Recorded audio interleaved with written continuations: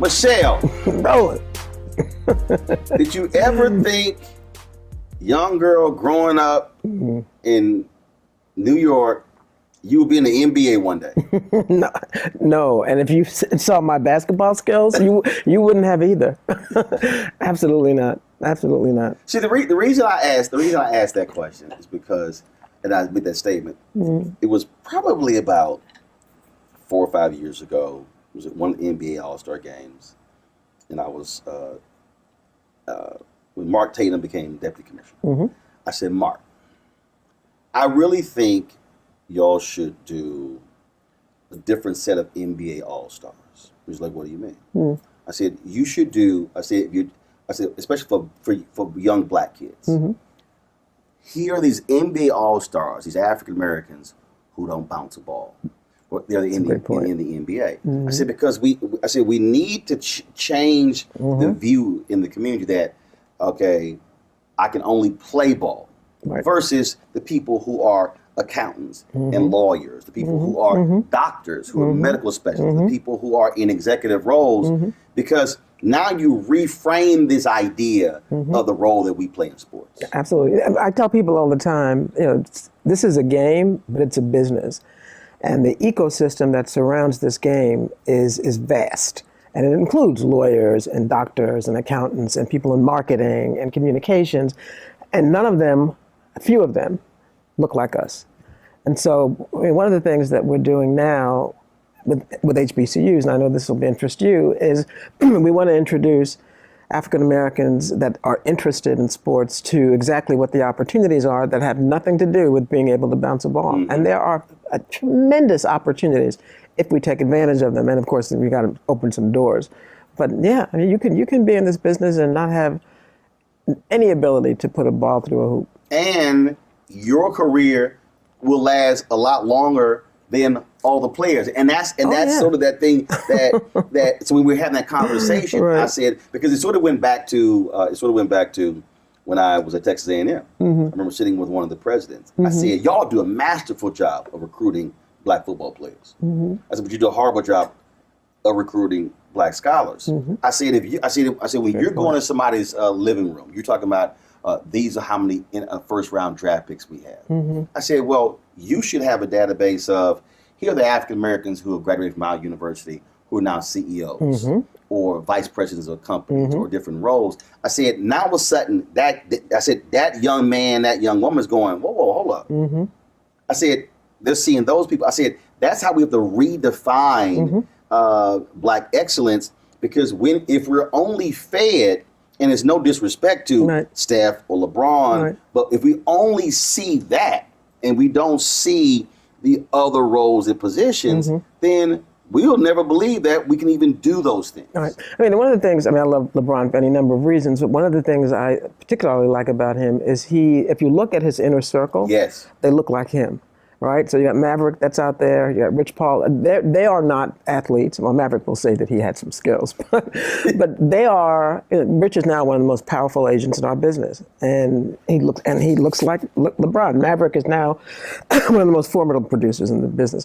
So yeah, there are opportunities. We just don't know about it, and part of what we want. You don't know. You don't know. But you don't know. You don't know. But yeah, I mean, this ecosystem is unbelievable. Security, obviously communications, transportation. I mean, catering. I mean, it's a business. It's a huge business, and even here, the contracting that we do to support the union.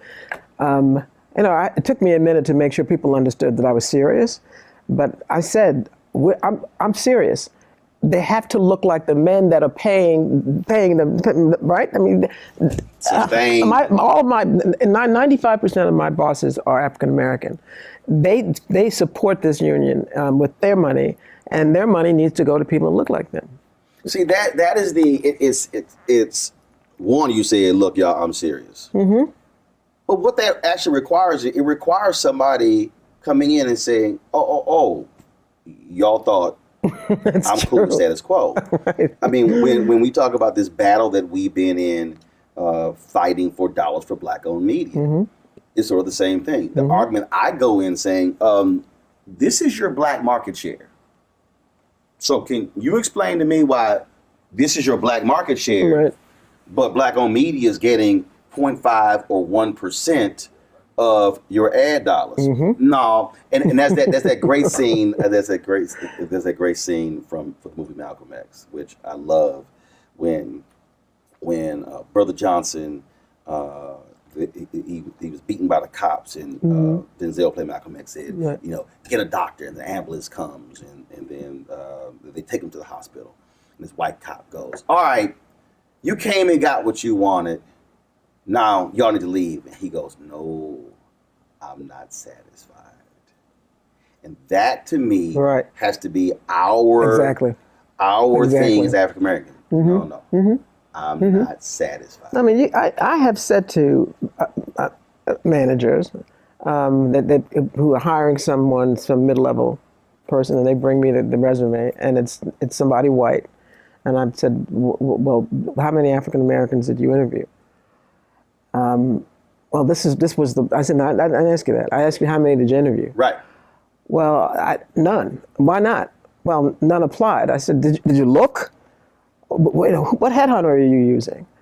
And I just refused to hire. I just said, no, unless you can demonstrate that you have looked at a diverse candidate, a diverse pool of right. candidates, I'm not accepting this hire. And go back, and you can even come back to me with someone that's white and say, look, Michele, this is the person I think is the best right. qualified, but that you don't even look. Right, you're gonna make an effort. Absolutely. So that's unacceptable. Tomlin, I think he's right behind Bill Belichick in terms mm-hmm. of most consecutive years being employed. Yeah. Mike Tomlin was not on the initial list because of the Rooney Rule. Unbelievable. Rooney, owner of the Steelers. Right.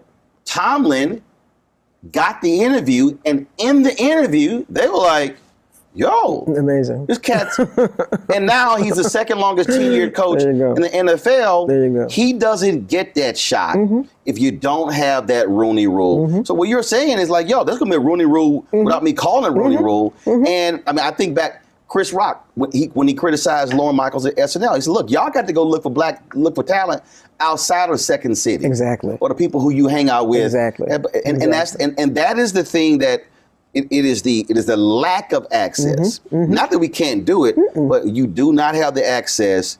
And when they are hiring the same folk, mm-hmm. those folk are gonna hire the same folk. They're gonna lock down these 6 and 7 figure jobs, mm-hmm. and then we're sitting here going, well, what happened to us? Mm-hmm. Hell, mm-hmm. you don't get the call. Yeah, I mean, I was talking to somebody a couple of weeks ago who was on the board of a publicly traded company, and said, if I'm not the one who asks these questions about diversity, no one is going to be asking those questions about diversity.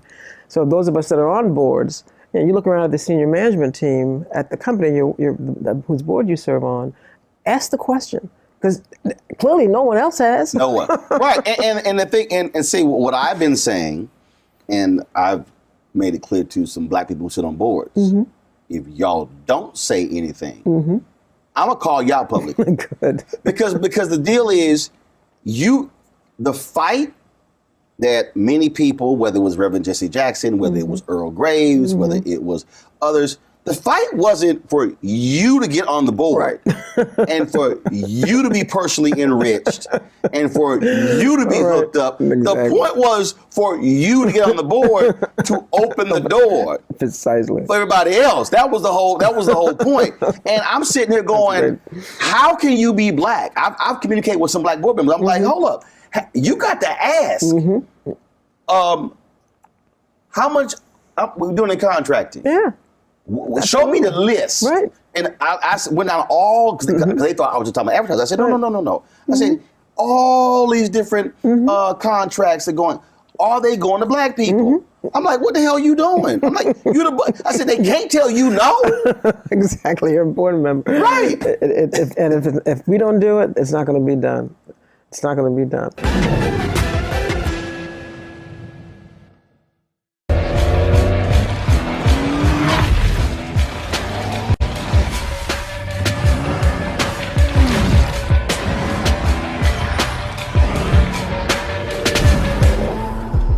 Pull up a chair, take your seat. The Black Tape with me, Dr. Greg Carr, here on the Black Star Network. Every week, we'll take a deeper dive into the world we're living in. Join the conversation only on the Black Star Network.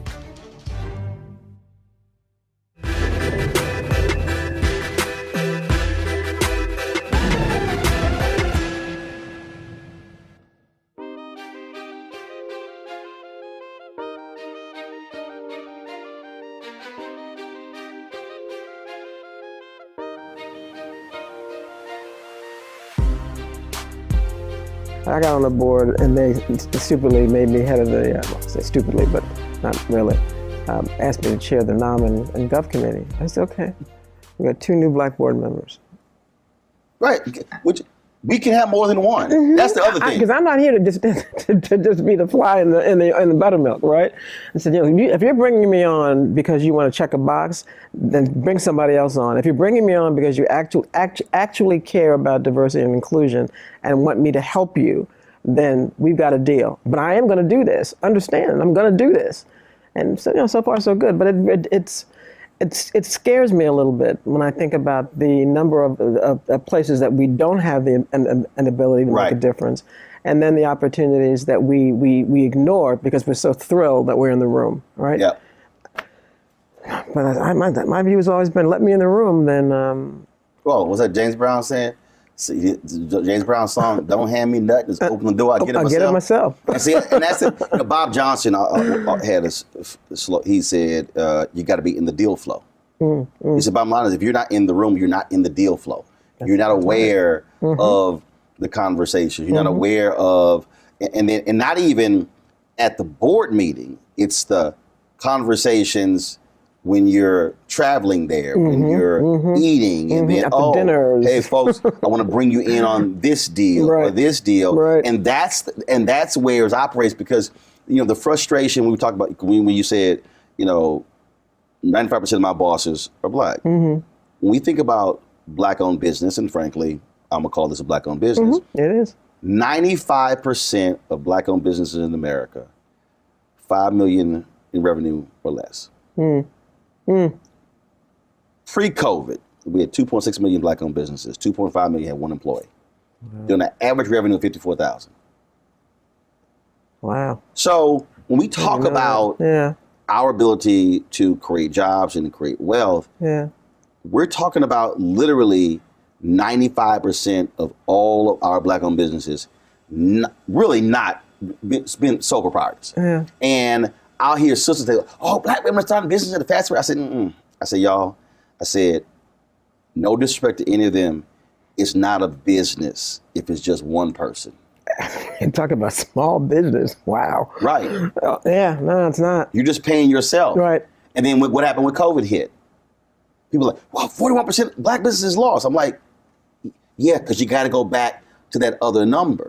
So we couldn't apply for PPP loans because that required you to have full-time employees. I didn't even know that. Wow. Yeah, you couldn't even with me, I had, at that point, I think I had 11, but only 5 were full-time. I had others who were contractors who worked every day. Apply for that. The PPP loans did not apply to contractors. So we could have submitted a $260,000, $280,000 request, only submitted $38,000. So again, how the rules are set up. So if we don't have, that's why for me the biggest thing is capacity. Capacity. How has that been for you also in working as executive director, getting even your players to understand capacity. That this is not just about even just the years that you're playing. I'm going to tell you, one of the things that I confess surprised me when I first got the job. I knew they had to be smart. I mean, you can't just be talented and be able to survive and have a career in the NBA. So I knew they were smart. I didn't realize how business savvy many of them were, and many of them are. Because if no other reason, they get it. The average tenure here is 3 years. Not everybody plays 20 years, and these guys know that. And so there's a certain urgency about expanding their ability to generate revenue beyond the time that they're going to be actually bouncing the ball.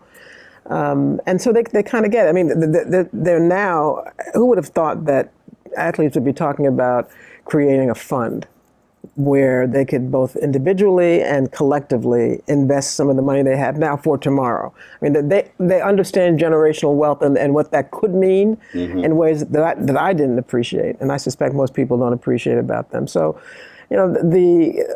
when we talk about ways to deal with your individual brand and market your individual brand, we have the players' attention. When we talk about opportunities, because we operate a business. The NBPA has a revenue generating arm, Think 450, and we talk about investing in companies and securing equitable shares. We have their attention. They understand that. And they also understand something which I guess I knew, and that is that they are the largest group of black millionaires on the planet. They get that. And so obviously they want to make sure that their individual contracts are as big as possible, but they also are incredibly interested, and we get their attention when we talk about how can we collectively figure out a way to make you even more wealthy and create something for your families beyond when you're going to be on Earth. This is an enormously savvy group of young men, and they understand that this is, again, a sport, but it's a business. And I'm impressed every day when I think, okay, they're spending too much time thinking about the damn ball. No, they're not. They're thinking about tomorrow in ways that many young people don't. And the thing that for me I think is important, because it's very interesting when you study fans, because your fans are very emotional about their city and their teams.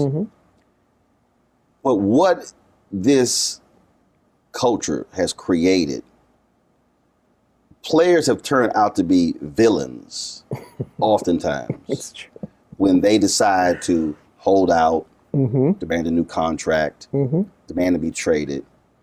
And we look at these owners as these pillars of the community who we love and adore, and folk, well, they turn to the players. We pay your salary.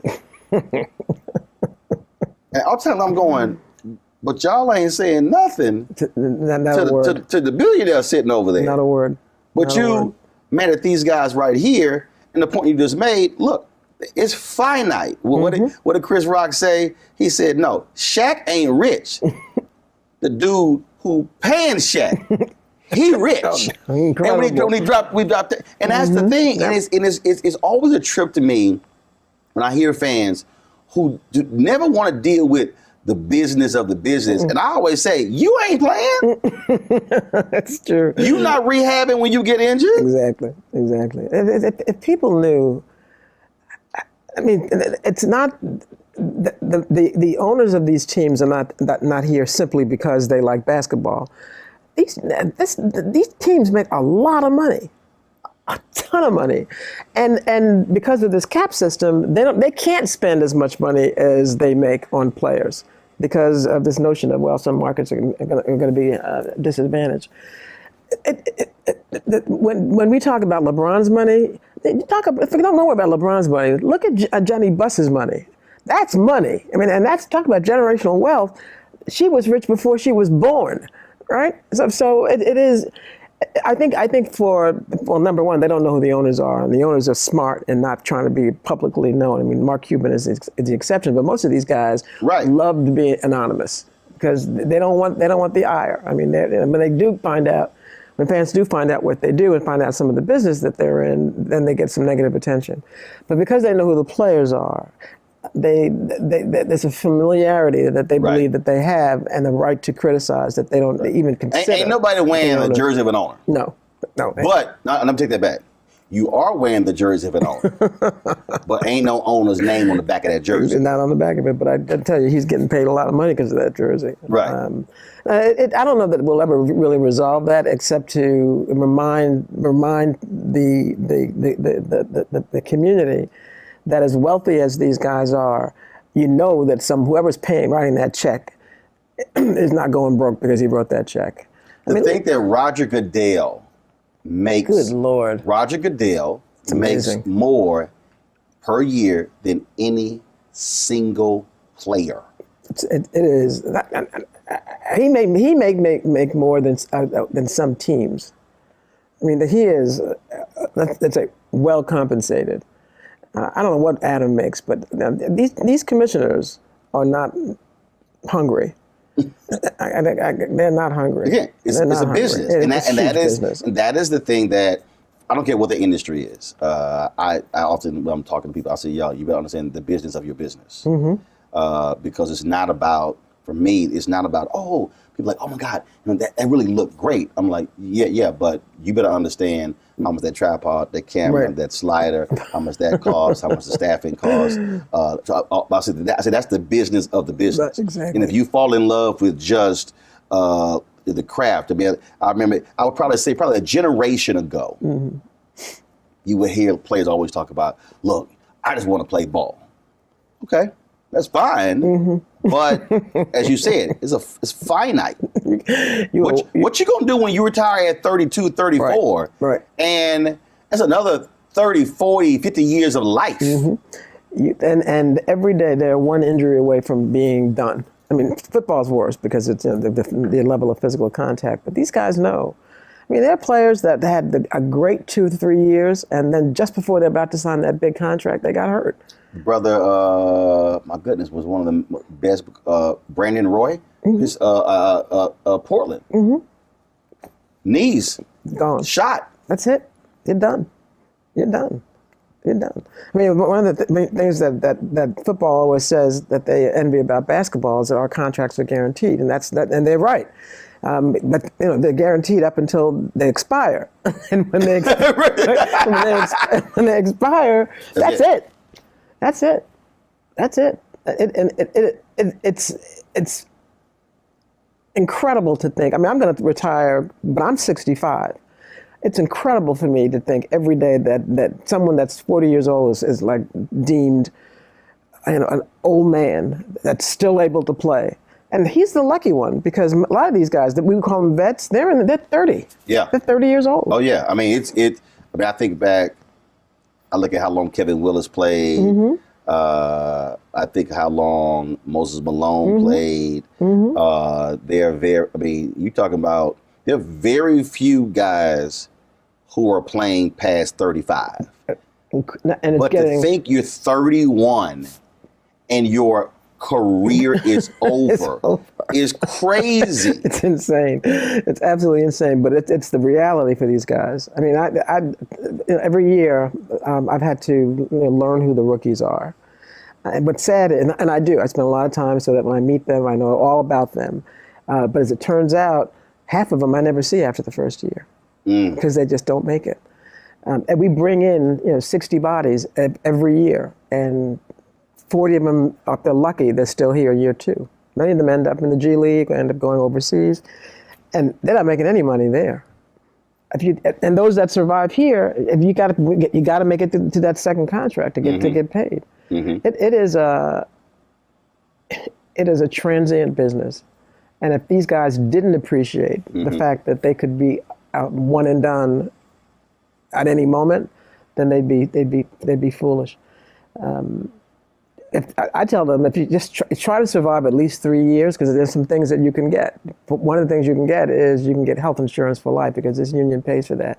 But you got to put in 3 years. Well, a lot of guys just don't. They can't do it. Not 3 years overseas. 3 years with an NBA contract. 3 years with an NBA contract. It's scary to me that many of these men are going to be in terrible shape 10, 15 years from now, because they won't be able to play any longer, and they won't have been able to have a successful career in the NBA. And this is it. So you got to have a fallback. I was meeting with a team, I think it was Monday, where 4 of them have started a business with these NFTs. I could not be more pleased. They're not marquee guys, right? But they saw the NFT thing, and they ended up getting a business plan. They got some funding, and they're preparing for life after basketball. There you go. And we need to encourage a lot more of that, because there's going to be life after basketball. I tell all of them, I don't care if you play 2 years or 20 years. At some point, you will be a former basketball player. What you going to do then? How you going to eat?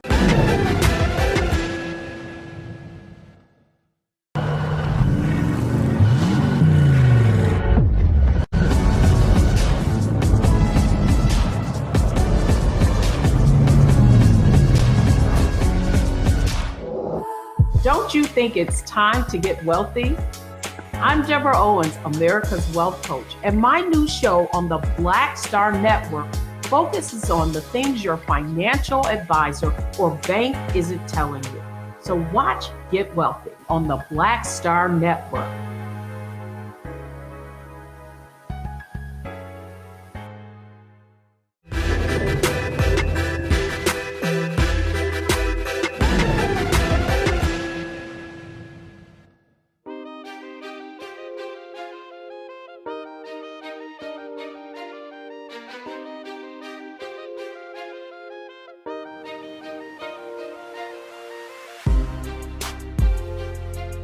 How did you get here? Because it's not like, okay, there's a curriculum to say, I want to run a players union. No, there was no curriculum, and there was no plan. I mean, I was happily trying cases in my life before. I was a trial lawyer representing, frankly, Fortune 100 companies in class action litigation, doing a lot of commercial stuff, long trials.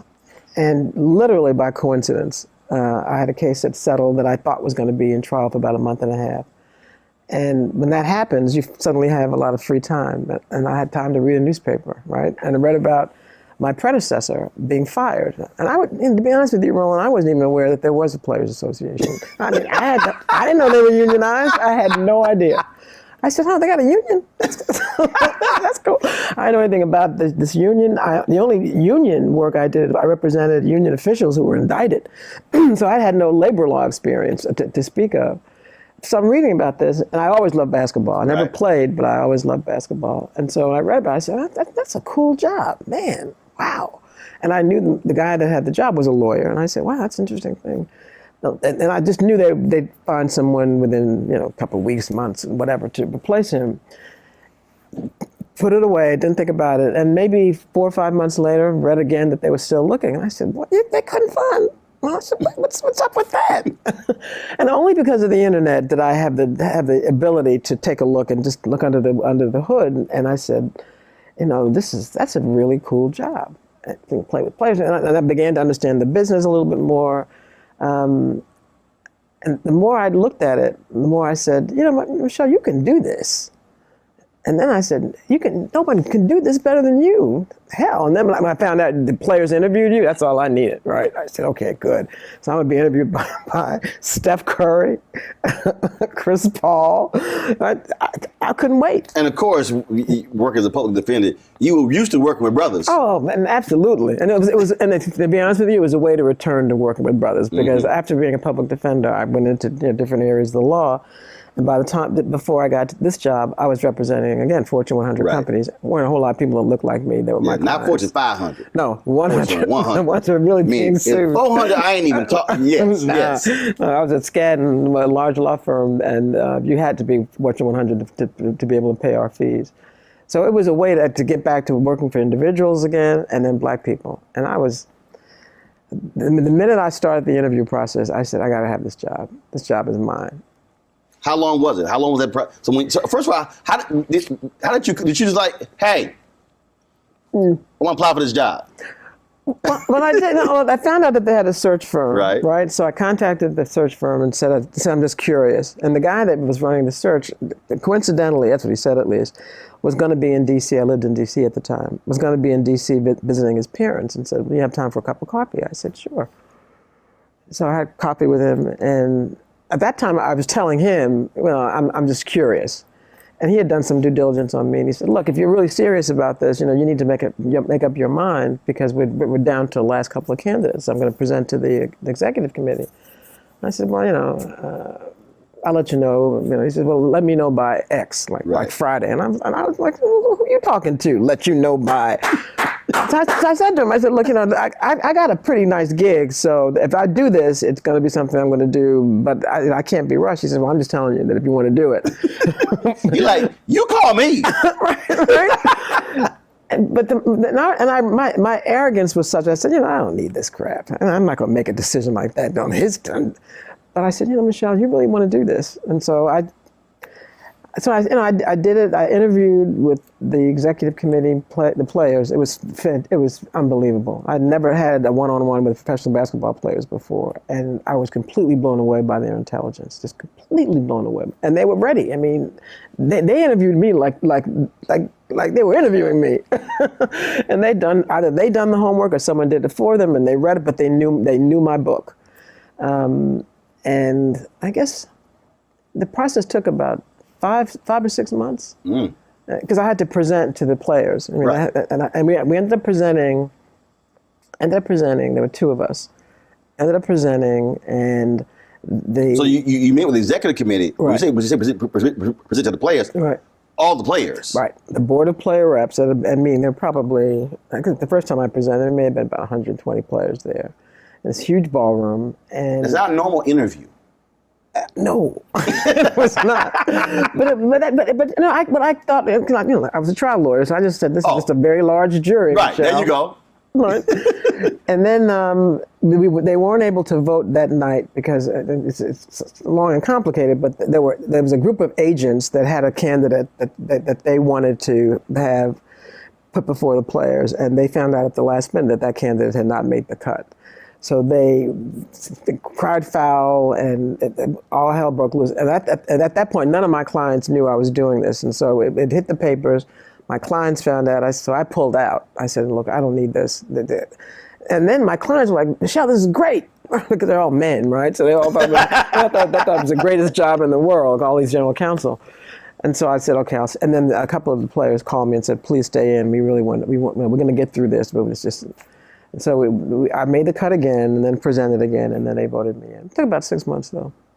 It was. I'm not gonna lie. It was a blast. Because the players are just fantastic men. They're great men. I'll miss them. I mean, it was funny when you said, "All right, this is like a jury." It really was. Like, I'm gonna pat myself a little bit on the back. I had a bit of a following in D.C., so it would many times be standing room only to come into my courtrooms and watch me work. So I was used to it. Mm-hmm. And then all of a sudden, then you get in. But what was a learning curve for you? Because again, first of all, you said, "Look, I just read it in the paper." Right. Now all of a sudden, you come in and you're representing all these players. Right. And yes, you work with Fortune 100 companies, but this had to be totally different terrain. Yeah, I mean, as much as I thought I knew, if I'd known how little I knew about about the business, I probably would have not have done it, which is too bad because I think I've done it well. But it took more than a minute. And there were several things that were going on. I mean, they voted me in, but there was still a lot of bad blood because of what happened with my predecessor. Mm-hmm. So I and the team that I ultimately hired had to spend a lot of time, just gaining the trust and credibility of the players. But on top of that, I mean, you can read about the league and there's org structure and the history of collective bargaining all day long, but until you're in those rooms with these men, principally men, you don't know what you don't know. The good news is, I've got it's not gotten me in trouble yet, but I've got an arrogance about my ability to manage, right? That I'm not intimidated by it. I mean, I just work harder, right? And so I don't think there are things that I've learned yesterday about this business, even though I've been doing it for over 7 years. And if I stayed, I'm sure I'd learn more. But like anything, you work hard enough, you can figure it out. And if you don't allow the kind of nonsense that is normally put in front of us to get in the way of your confidence, then you can do it. And then I got to say, I've had the support of the players in ways that I think I've earned, but without their support, it would not work. I mean, the league understands that I always tell the league, I take orders from the players, and I do, but I'm a trusted advisor. And when the issue comes up, when they ask Michele, what do you think? They really care what I think. Right. The league now has learned, they didn't know because they didn't know me and I was new, that what Michele thinks is probably going to end up ruining the day. So we need to respect her and get her on our side. And if we don't, then we know we're not going to prevail. I mean, I've had them try to go behind my back and talk to players. That never works. It's amusing because the players always call me and say, so-and-so called me. And I said, yeah, I thought he might. So it's not easy, but nothing worth it is. I mean, I've never had any job that I thought was easy. When I thought it was easy, I left. What's the point? But this is even more different because you have this thing called the NBA, mm-hmm. but without the players, there is no NBA. There's no league. So you're talking about partners, but unlike another business, it's really two separate businesses. Or if you want to use all the teams of individual businesses. Mm-hmm, it's like, no. You got the players, then there's the league, mm-hmm. and without the players, ain't no league, and without the league, player got nowhere to play. Mm-hmm. So you've got to, these forces have to merge, and y'all got to come to an agreement in terms of how we're going to move forward. Mm-hmm. That's a whole lot of dancing and quite, delicate dancing that you have to do. It is, and the leverage. You're right. The leverage that the players have is that we cannot be replaced. These are the best basketball players on the planet. If the league can't say, okay, you're all fired, we're going to get some more. Who's watching that, right? Right. Right. No one's going to do that. The leverage that the league has traditionally had is the money. Power. Right, because when they lock the players out, they stop the checks. Right, you can't get paid if you're not playing, and that's the deal. So the dance, if you will, is to make it not worth their while to lock us out. Right, this game makes so much money. When I negotiated the CBA in 2016, the game was they just negotiated this big TV deal. And everybody was popping champagne. I'll give it to the league. They won. That's a good damn deal. And I said, no one's making any money if you try locking these men out. So and it was clear that we needed to get an increase in compensation for the players and some other things we wanted. And I said to Adam, I don't mind a fight. That's what I do. So, if y'all want to lose all this money, y'all want to swing? Right, let's do that. I mean, that's unacceptable. And I said, there's some things you can say are unacceptable, and I think I can probably believe it. But when I say that there's something unacceptable, you should also believe it and figure it out, right? I said, because at the end of the day, I know my guys aren't going to make any money if you lock us out, but you know what else? You're not either. And that's a lot of money. It's right. So much money. And as long as the money is being made, then we are able to act like partners. What's going to be a challenge in this next CBA is that that COVID has hit players and the teams. Right. And there will be some effort to figure out a way to claw it back. And I mean, as happy as I am to be retired, I kind of regret that I'm not going to be able to negotiate the next CBA because it's going to be a fight. Having said that, I'm watching these numbers. COVID notwithstanding, profits are returning, and my view, you don't want to stop this gravy train. Let's keep it going. Let's keep it moving.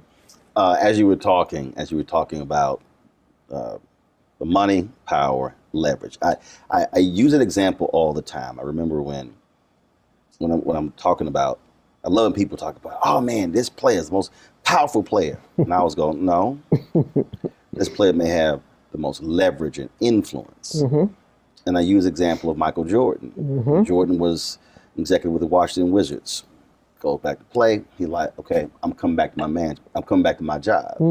Abe Pollan was like, nah, we good. Here's a $10 million check. Jordan gets pissed off, all upset, leaves the $10 million on the table, walks out. And I tell people, I say, y'all, that was the difference between leverage and power. Right. When Michael was playing, Michael had leverage because he could put butts in the seat. Right. He could sell corporate sponsorships. He could sell suites. I said that was leverage. I said, but the person who owns is the person with the power. It's the truth. I remember I was in D.C. at the time. I couldn't believe it. When Jordan came to D.C., I mean, everybody was making money. Every game was sold out. The team that never made a profit. Right. Every game until he started playing. Until he started playing. Every game was sold out. I was a season ticket holder. I had people bidding for my season tickets, but I didn't want to let go. I don't want to let them go. But I could have tripled, quadrupled the amount of money I got. And the restaurants were booming. It was unbelievable. I had never seen anyone move a city the way Michael Jordan did. But if you're right, at the end of the day, and he came back because he was, the truth be told, he's supposed to get a piece of the Wizards, and Poland just crapped on him. Poland sent him back and said, nope, I don't want you to have part of my team. I'm keeping my team. I said, he did that to Michael Jordan? That's power. Right. That's power. And that's the thing that when I'm talking to folks, I say, guys, never confuse the two. You can be at the height of your athletic prowess. I said, but you're still working for somebody else. Exactly right. That's true. But you're right about the leverage. It's as yesterday I was reading. Our ratings are traditionally not very good this time of year, at the beginning of the season, and they were terrible last year. Well, but they went up this year, and the reason they went up is because Steph is back. He's playing again. And the Warriors are winning again. And we have our ratings, and they went down. He got injured last year. He got injured. Clay got injured. Right. They didn't make the playoffs. They didn't. Our ratings are like incredible. Yeah, your ratings are driven by you want to see the best players. If they're not playing, they're simply not playing. NFL learned that when they had the replacement players, and people were like, "Who the hell are these imposters?" And that'll never happen in basketball, and they know it because of the lesson of NFL. I mean, the ratings for West Coast teams went up when LeBron moved to the West Coast, and the ratings for East Coast teams went down because he moved to LA. They have incredible leverage, and that's the point. They need to figure out how to have power. And one of the things Michael is now powerful because he owns Charlotte Hornets. Right. Now it's a mid-market team, but he's an owner. He's an owner. Yes, he's a former player. Right, but he is an owner. But he's an owner. It makes all the difference. I mean, you can be a former player and you still ride with players. Right. He's an owner. Right. Gotta get more black people on these teams. I mean, I'm not mad at Bob Johnson because it ended up with another black man, but when he sold the Hornets, I was pissed because I said, come on, man, there's only one. But then Michael got it, so it worked out well.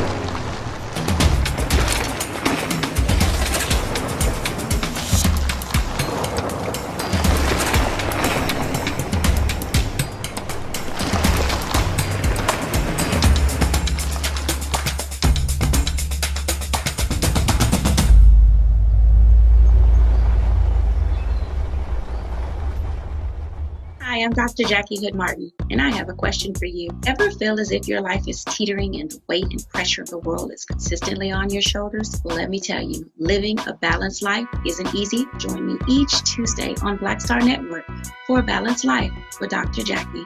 We'll laugh together, cry together, pull ourselves together, and cheer each other on. So join me for new shows each Tuesday on Black Star Network, A Balanced Life with Dr. Jackie.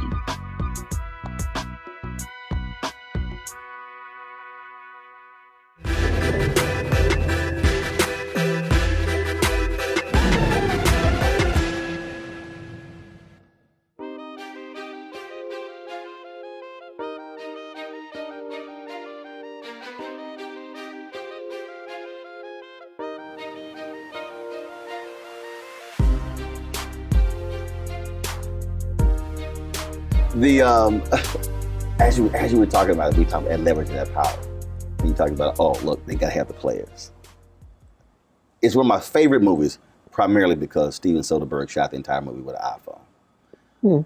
But also I love the concept behind it and me sort of being a renegade, a disruptor, someone who, that would be you. That's me. I love High Flying Bird.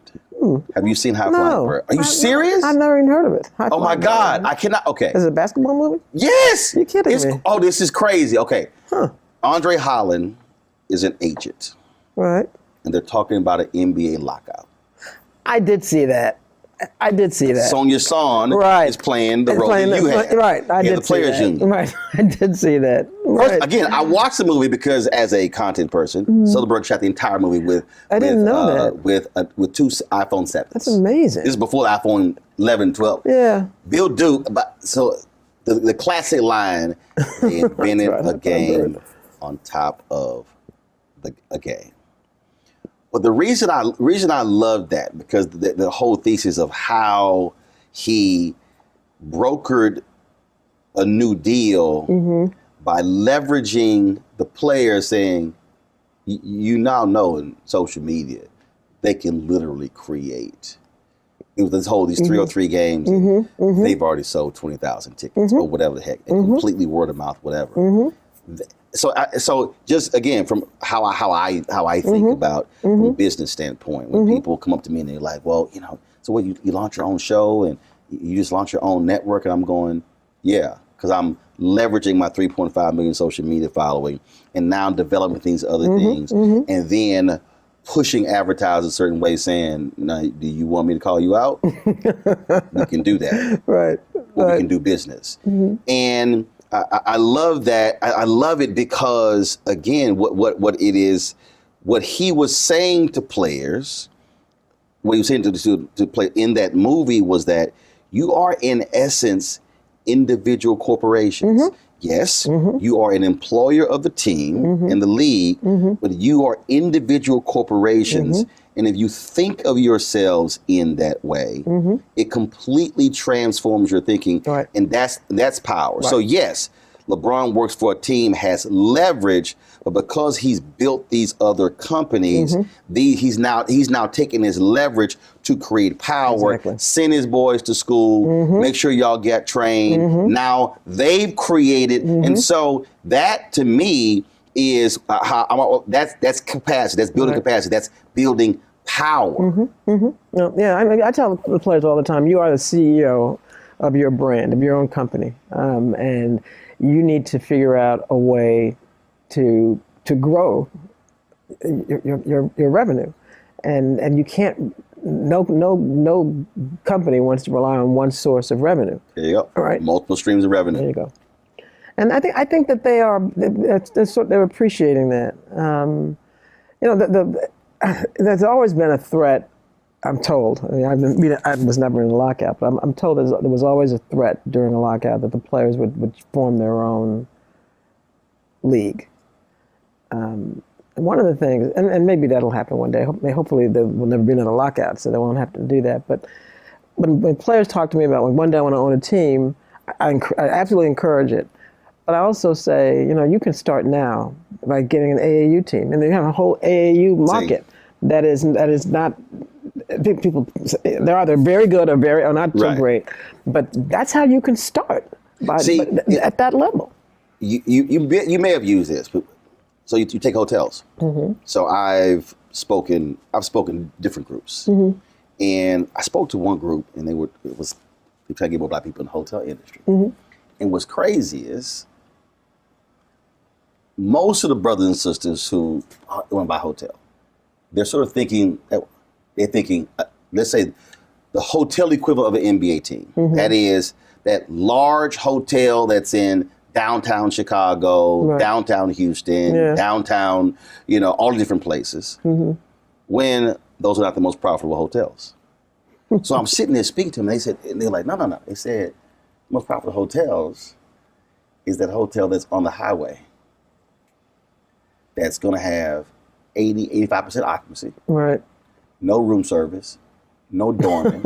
It went through this whole deal. That makes so much sense. And they were walking me through it, and they were trying to get African Americans to become franchisees. And they kept saying, but most African Americans were thinking the large, we can have our Black conventions. And they were like, they said those have such a low profit margin.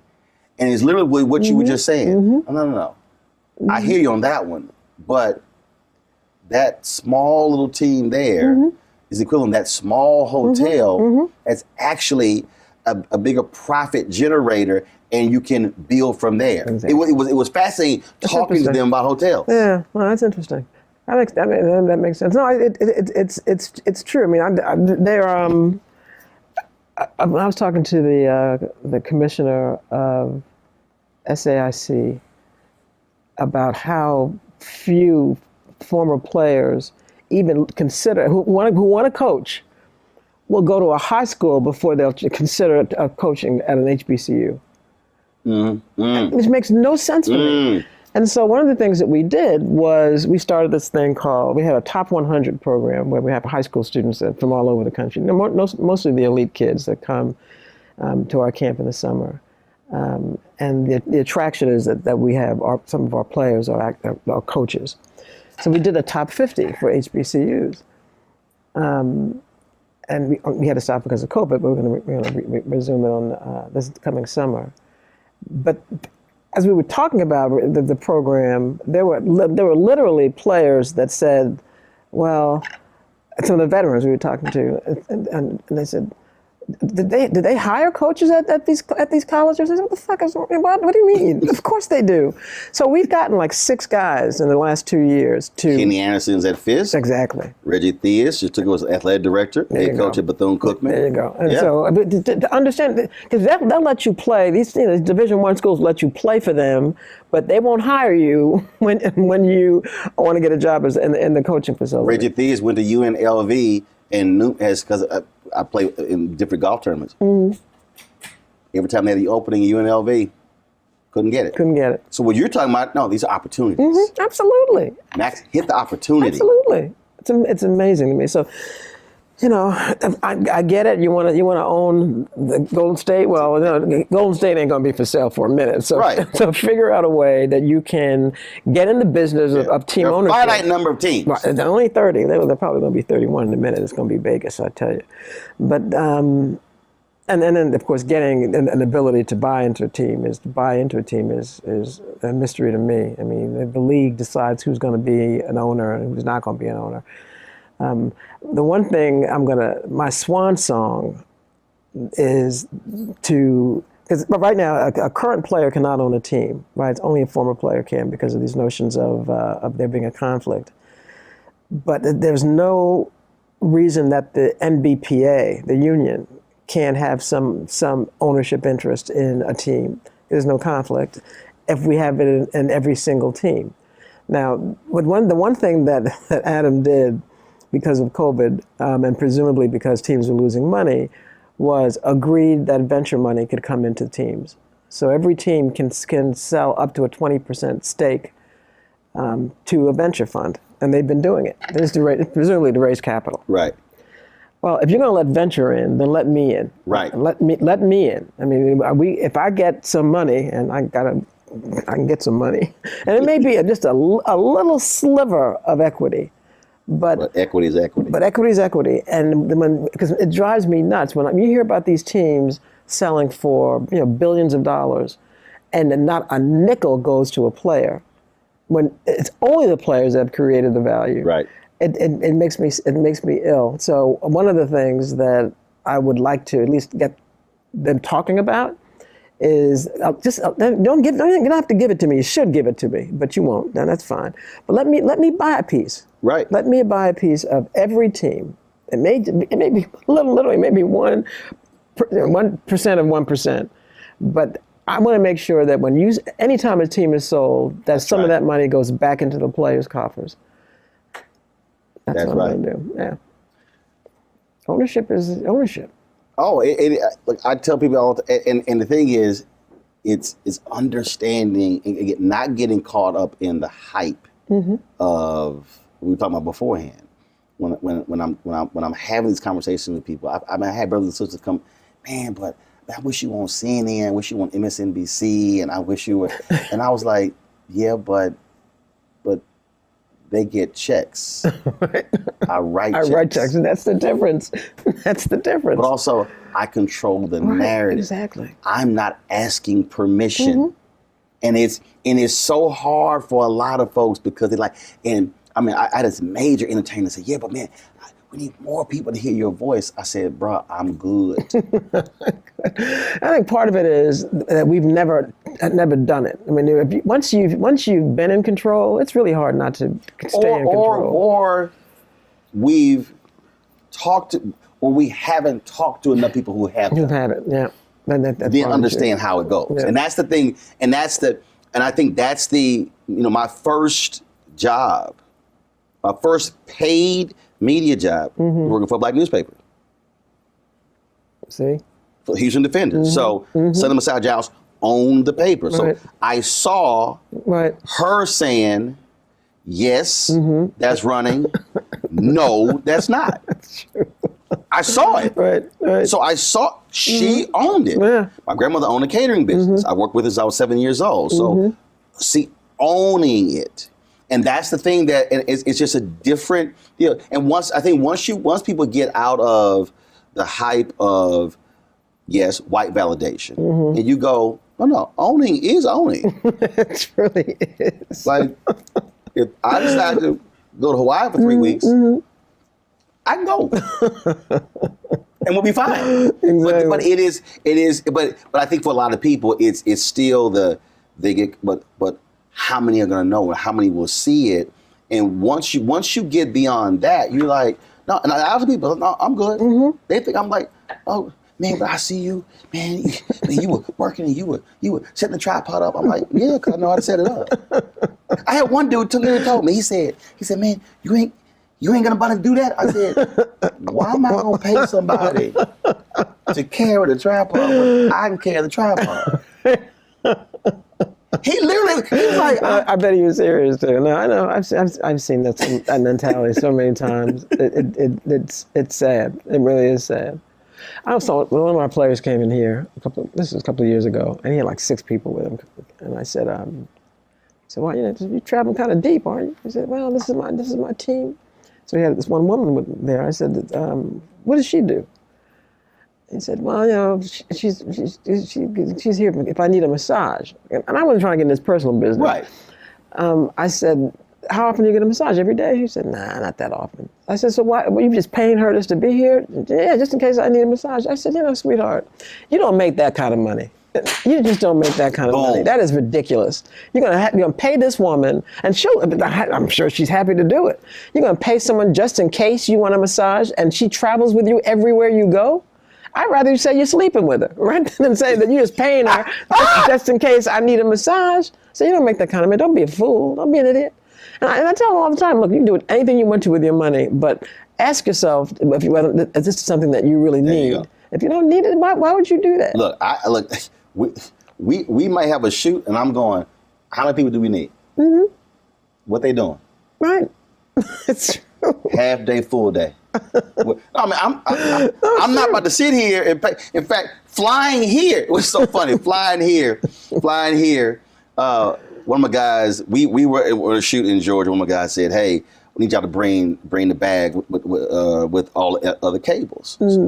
So Antoine and I go to the airport. He was like, damn. He said, man, that's gonna cost. That bag is I think about 85 pounds. And so my driver dropped us off, and we had a bunch of our gear in the Sprinter. I was like, no, we good. He's like, what? I said, well, first of all, I'm 1K on United. So I get 3 bags up to 70 pounds. There you go. I got one. That's going to be the second one. It was overweight. I said, I took some stuff out of a duffel bag that was in the Sprinter. Because he driving it back to D.C. Took it out. I said, we can put about 30 pounds worth of stuff in this duffel bag. I said, all 3 bags fly free. Now, I could have easily said, man, look, I'm going to go ahead and pay that $50, $75. Hell no. Why? Take that. I ain't got no problem. We were leaving the shoot last night. We knew we were going to shoot all day. I bought, so Sipper guy at the store, he came back. Turkey meat, bread, chips, we had drink and everything like that. So we finished late. We worked about 14 hours. So I was like, look, we leaving here by 9. We packing up by 9:30. I was like, all right, I know something is small, ain't nothing open. I was like, because it's a bathroom, refrigerator, and microwave in the Sprint. Wow. I said, hold up, before we leave, I fixed my sandwich and everything. I was like, look, y'all can stop anywhere y'all want to get something to eat. I'm good, I already ate. Man, by the time we drove to Jacksonville, stuff was closed because of COVID and everything. Antoine was like, damn, I guess I'm going to get hungry. I said, man, I tried to tell y'all fix that sandwich. I had no problem. There you go. Going back there, fixing my sandwich. I'm good. Sat down, ate. I went to bed full. But again, that's a different mindset. It's some folk don't have. That's incredible.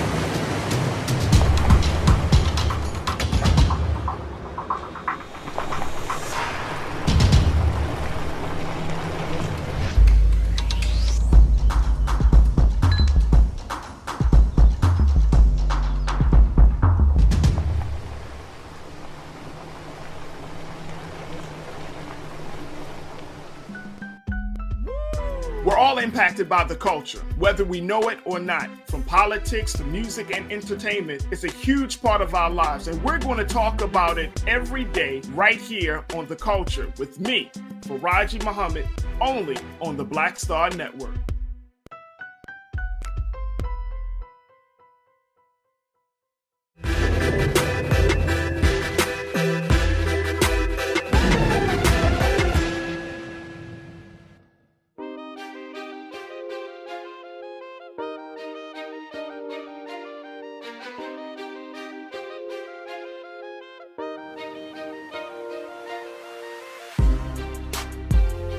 What you want to do next?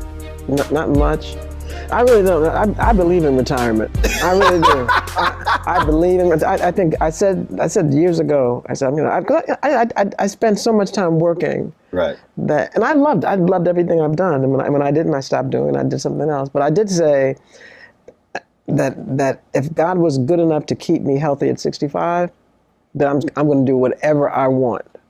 And that probably means that no one's going to pay me for that. Right, because I want to do whatever I want, right, when I want to do it, how I want to do it, and maybe not do anything.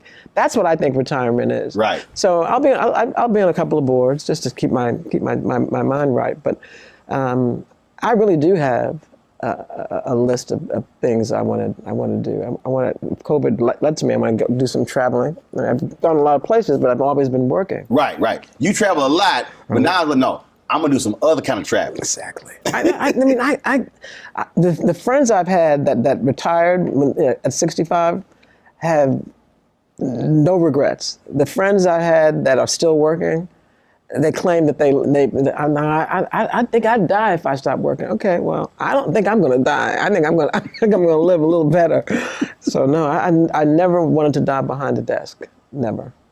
I don't mind if you want to do that, that's fine. But I really do have a bucket list. I'm going to start checking some of that stuff off. Well, last question for you.